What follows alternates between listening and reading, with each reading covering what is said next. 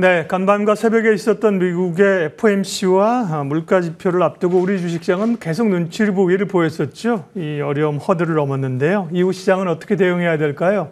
오늘 시황에서는 이웅찬 하이투자증권 연구위원 함께하겠습니다. 어서 오십시오. 네, 안녕하십니까? 네, 오늘 이야기 나눌 주제를 좀 뽑아봤는데요. 네, 코스피 3000을 위한 마지막 관망, 마지막 관문이 아니라 마지막 관망인데 우리 이 의원님께서 하반기 자료 쓰신 것의 이제 제목입니다. 그래서 이걸 끌어왔고 이야기를 풀어가도록 하겠습니다.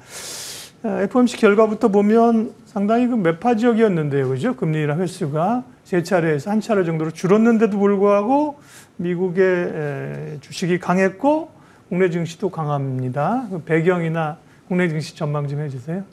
일단은 FOMC도 중요했지만 사실 CPI가 많은 것을 이제 다시 결정한 것 같아요. 그래서 어제 이제 미국 시장으로 아침에 CPI가 나왔는데 CPI 나오자마자 금리가 급락을 하고 그리고 뭐 나스닥은 거의 2%까지 상승을 했습니다. 그래서 그걸 보고 나왔다가 FOMC에서 이제 점도표를 올리는 걸 보고 증시가 조금 이제 반락을 한 상황이고요. 그래서 우리가 FOMC에서 이제 계속 파월 의장도 마찬가지고 물가든 아니면은 고용이든 데이터를 보고 하겠다라고 항상 이제 그런 스탠스를 갖고 이렇게 가시는데 이제 물가가 이렇게 뭐 CPI가 MOM으로 전월 대비 0.0% 상승하는 등 이렇게 우리에게 되게 안도를 할 만한 그런 고무적인 수치가 나왔기 때문에 그래서 일단 뭐 CPI 자체를 더 의미를 둬야 될 것 같고요. 뭐 FOMC에 대해서는 일단 뭐 올해 뭐 1회 인하, 2회 인하 이거에 대해서 여러 가지 논쟁은 있을 것 같아요. 그리고 인하 시점이 조금 미뤄질 수도 있을 것 같은데 이렇게 물가가 좀 안정적으로 나온다고 하면은 꼭 인하 속도가 뭐 그렇게 막 대단치는 않다 하더라도 그래도 증시에 그렇게 나쁘지 않을 당연히 지금도 오늘도 이렇게 상승하고 있고요. 우리가 그렇게 해석하는 게 맞다라고 생각을 합니다. 근데 이제 물가하고 고용이 큰 두 가지 변수인데 물가는 이미 좀 잡혔던 거 아닙니까? 얼마 지난주에도 이제 고용 지표 나오면서 시장이 어려웠던 거기 때문에 오늘은 미국이 이제 FOMC 결과를 이렇게 시장을 매파적으로 해석하지 않았지만 후폭풍이 좀 있지 않을까 좀 걱정도 되긴 되는데. 일단 물가가 쭉 내려오는 방향인 건 맞았던 것 같아요. 저도 물가에 대해서는 그렇게 고민을 하지 않아도 된다고 생각을 하는데 그래도 지금까지 우리가 계속 물가를 지금 한 2, 3년간은 곤란을 겪고 고통을 겪어왔었기 때문에 혹시나 물가가 살아나지 않을까 이 부분에 대해서는 연준이 한번 확인을 가고 싶은 게 계속 있는 것 같고요. 고용지표에 대해서도 고용지표가 일단 논팜 숫자 자체는 저번에도 되게 잘 나왔습니다만 그 내용 자체가 약간 부실한 상황이라는 건 우리가 또 그걸 또 인식을 하고 있고 어제 파월 의장도 나와가지고 이제 발언을 하면서 그런 얘기를 많이 해주셨어요. 고용 자체도 그렇게 건강하지 않게 보고 있다 뭐 이런 얘기들도 하면서 그래서 우리가 계속 뭐 연준은 데이터 디펜던트 해서 가겠습니다만은 가장 중요한 거는 물가가 내려오는 부분이 우리가 경제가 크게 하락하지 않으면서도 금리 인하가 시작이 될 수 있겠구나라고 우리가 생각하는 부분 이렇게 해석할 수 있는 부분이 있는 점은 증시에 좋게 생각하는 게 맞다고 생각을 합니다. 그러면 2,770까지 올라 제가 이제 앞부분에 궁금한 걸 좀 먼저 여쭤보고 갈게요. 왜냐하면 이제 저희가 메인으로 다룰 얘기는 하반기 자료랑 약간 시장의 구조적인 내용이기 때문에 먼저 피부에 와닿는 흐름들로 2,700선에서 왔다 갔다가 2,770까지 왔는데 단기적인 중장기로 단기적으로 6, 7월에 이제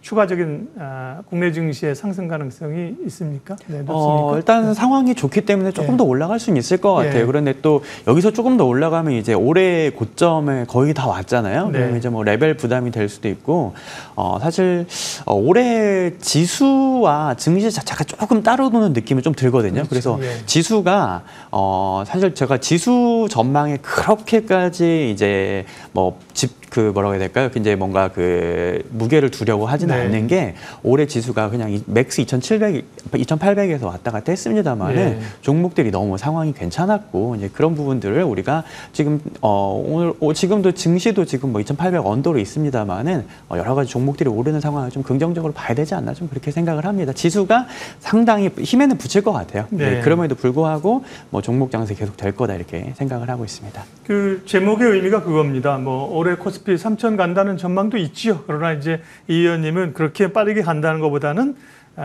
이제 올해 이후에 3,000포인트 이상을 가기 위해서 지금의 이제 다지는 과정들을 보셨는데요. 금리 전환기에 이제 과거의 주식시장의 패턴들이 흐름들이 어떻게 나타났는지를 분석하셨는데 금리 전환기는 지금 금리를 쭉 올리다가 미국은 아직 주춤합니다만 뭐 유로존이나 다른 국가들은 내리기 시작했잖아요. 이게 이제 상승해서 정체 내지 하락으로 전환하는 거잖아요. 그러면 이런 경우에는 그럼 과거에는 어떤 섹터들이 강했습니까?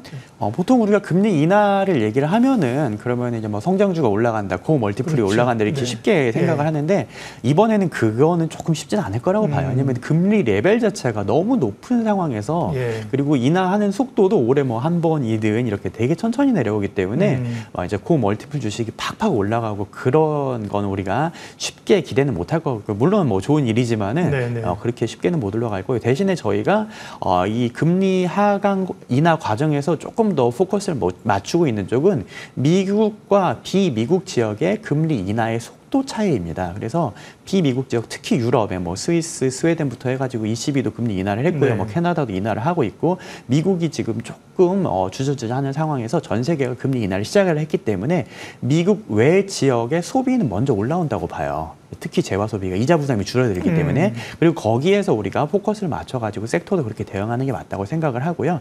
대신에 미국은 조금 더 지켜봐야 되지 않을까 생각을 합니다.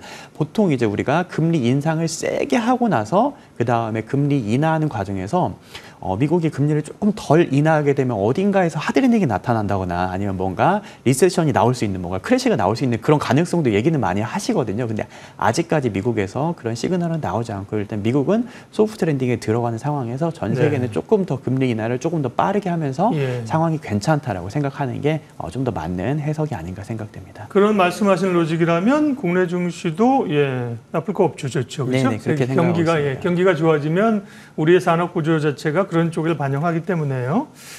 결국 계속해서 핵심은 뭐 AI의 모멘텀과 그것을 둘러싼 성장 순환매일 텐데 엔비디아가 워낙 뭐 더 이상 말할 필요도 없이 시장을 주도하다가 이제 주식 분할하고 나서 조금 주춤하고 애플이 지금 치고 나오는 상황입니다.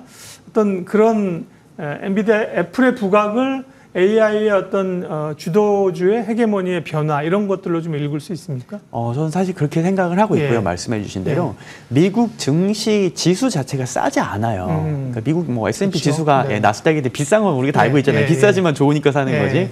그래서 비싸기 때문에 뭔가 주도주가 나와야지만이 거기에서 EPS도 올라가면서 조금 더 증시가 이제 주도주가 땡겨가면서 올라갑니다. 근데 우리가 이게 AI라는 테마가 가장 지금은 뭐 작년부터 가장 중요했던 것 같고 AI가 처음 나왔을 때, 챗 GPT가 처음 나왔을 때 우리는 소프트웨어 기업들이 열광했어요. 마이크로소프트 같은. 그러다가 뭐 구글도 할 수 있는 여전히 이런 게 하다가 지나고 나서 보니까 이제 빅테크 기업들이 AI 경쟁을 하게 되면은 엔비디아와 같은 반도체 기업이 좋다 하다가 투자 AI 투자로 뭐 그러다가 이제 이제 지금 데이터 센터까지 왔다가 그 다음에 보니까 이제 여기에서 애플은 실제로 AI 투자를 이제 뭔가 아니면은 이제 AI 모델을 직접 개발한다기보다는 챗 GPT를 도입하고 그걸 가지고 디바이스에 어떻게 연결시키고 어떻게 고객들에게 서비스를 좀 더 확장할까 이런 쪽에 좀 더 포커스를 맞추는 걸로 이렇게 보이거든요. 챗 GPT를 채택했다는 것 자체가 그렇게 되면 우리가 AI의 수혜주를 지금까지는 AI 투자나 캐펙스, 뭐 데이터 센터 같은 쪽에서 헤드셋으로 조금 더 옮겨가야 되지 않을까. 미국에서는 또 그렇게 가격이 이제 반영이 되고 있고요. 그렇게 생각을 하고 있습니다.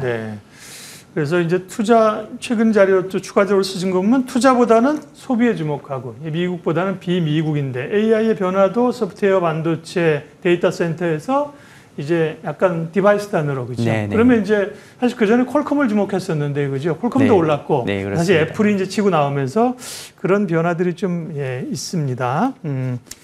그리고 아까 이제 글로벌 그 경기 모멘텀을 얘기하셨는데 국내에서는 반도체, 자동차도 그렇지만 최근에 수출 뭐 이렇게 좋아지면서 화장품, 음식료 뭐 이런 쪽이 굉장히 좋아하잖아요. 이런 섹터들은 결국 이제 2분기 실적을 확인하고 갈 텐데 확인하면서 상승 추세가 조금 더 강화되거나 이어질 수 있을까요? 예, 나쁘지 않게 보고요. 네. 이 매크로 상황도 그렇고 주가도 되게 낮은 상황이었는데 네. EPS까지 좋아지고 여러 가지 뭐 K푸드라는 테마도 있고 하다 보니까 상황이 모든 것들이 참 괜찮습니다. 근데 중소형 예. 화장품 같은 경우는 너무 많이 올라서 주가 많이 올라 있다는 예, 이제 예. 그게 부담이 그렇죠. 정도까지 된 것 같아요. 근데 매크로에서 보면 아까 말씀드렸듯이 저희가 특히 올해 1분기까지만 해도 AI 투자, 특히 미국의 투자의 시대 이런 쪽에 너무 많이 꽂혀 있었던 거라는 생각이 들어요. 근데 그게 뭐 작년까지는 미국에서 투자로 전 세계 경제를 다 끌고 왔고 미국 혼자 좋은 상황이었습니다만은 올해 이제 2분기 들어서서는 미국도 조금씩 내려오니까 전 세계가 금리 인하를 하게 되고 그러니까 전 세계 금리 인하하는 나라는 재화 소비를 할 수 있는 여력이 생기고 그래서 우리가 조금 더 소비에 포커스를 맞춰서 봐도 될 것 같은데 예. 국내에 들어보니까 화장품주는 수출이 뭔가 찍히고 있고 음식료주들도 수출이 뭔가 되거나 아니면 될 것 같은데 특히 음식료 같은 경우는 밸류에이션이 2015년, 16년 정도 그때 기억해 보시면은 PER 밸류에이션이 뭐 예를 들어 오뚜기 같은 경우는 거의 35배를 넘을 정도로 어마무시하게 높았어요. 근데 그게 한 7, 8년 동안에 D-레이팅을 거치면서 10배 이하까지 내려왔었거든요. 네. 그런데 이렇게 상황도 좋고 EPS까지 올라간다면 우리가 충분히 주식해 볼 수 있다. 화장품도 마찬가지고 이런 내수주 그러니까 우리나라 내수가 아니라 이런 소비 관련된 쪽으로 점점 더 관심을 이제 계속 가져가 보셔도 되지 않을까 이렇게 생각을 합니다. 네. 밸류업 얘기 좀 짧게 여쭤보겠습니다. 궁금한 거 오신 길에 좀 저희가 관심 있는 분들은 전망자를 읽어보시고요. 저희는 제한 지역이라 밸류업도 사실은 정책들이 단계적으로 좀 나올 수가 있지 않습니까? 자동차는 사실 밸류업만 묻기에는 또 워낙 실적이나 기대감이 있고 밸류업 그런 측면에서 뭐 금융주나 혹은 지주사나 이런 쪽으로의 밸류업 관련주들은 어떻게 보세요? 네.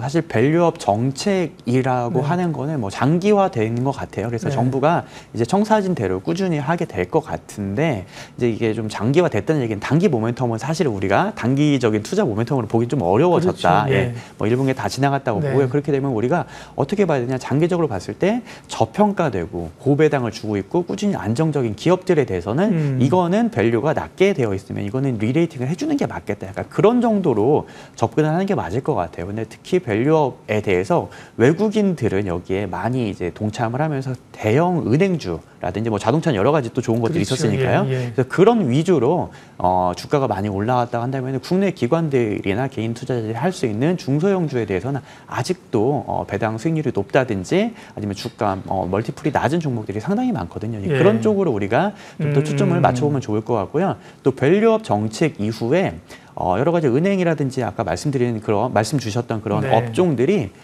이제 주가가 한 단계 레벨업을 하면서 코스피 지수 자체가 그렇게 크게 빠질 것 같지는 않아요. 이것도 지수 자체를 뭔가 하단에서 지지하는 그런 효과도 있는 것 같다. 이렇게 말씀드릴 수 있을 것 같습니다. 네.